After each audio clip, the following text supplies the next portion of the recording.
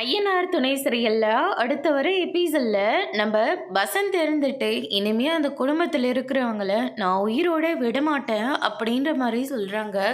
உடனே நம்ம வானத்தை இருந்துட்டு அந்த வீட்டுக்கு போய் மறுபடியும் ஏதாவது பிரச்சனை பண்ண நீ தான் தேவையில்லாமல் எங்கள் ரெண்டு பேத்தையும் பிரிக்கிற அப்படின்னு சொல்லிட்டு உன்னை தூக்கி ஜெயிலில் தூக்கி போட்டுருவேன். ஏதோ கூட பிறந்த பாவத்துக்காகவும் நீங்களாம் என்னை பெற்றதுக்காகவும் மட்டும்தான் நான் உங்களை விட்டு வச்சுருக்கேன்.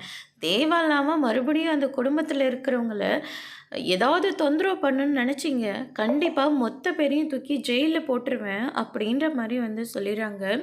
இதை கேட்ட உடனே வசந்த் வந்து பயங்கரமாக கோவப்படுறாங்க.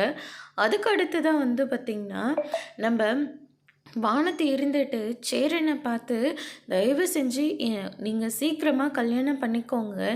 ஏற்கனவே நான் பாண்டியை விரும்புறது எங்கள் வீட்டில் யாருக்குமே பிடிக்கல. அது உங்களுக்கும் நல்லாவே தெரியும். இப்போ நீங்கள் ஊரில் இல்லாத சமயத்தில் என்னை கூட்டிகிட்டு போய் கல்யாணம் பண்ணுற வரைக்கும் வந்துட்டாங்க. ஆனால் நான் கர்ப்பமாக இருக்குன்னு சொன்னதுனால தான் என் கழுத்தில் அவன் தாலியே கட்டலை. இத்தனை நாள் வரைக்கும் நான் எதேதோ பொய் சொல்லியிருக்கேன். ஆனால் இப்போ சொன்ன போய் என் குடும்பத்தை ரொம்பவே பாதிச்சிடுச்சு. என்னதான் இருந்தாலையும் அவங்க என்னை பெற்றவங்க இல்லையா, தயவு செஞ்சு சீக்கிரமாக நீங்கள் கல்யாணம் பண்ணிக்கோங்க அப்படின்ற மாதிரி வந்து சொல்லிடுறாங்க. சேரன் இருந்துட்டு நம்ம எப்படியாவது இவங்க ரெண்டு பேர்த்தையும் சேர்த்து வச்சாகணும்னு சொல்லிட்டு முடிவு எடுக்கிறாங்க. அதோட பிரம்ம முடிச்சிருக்காங்க.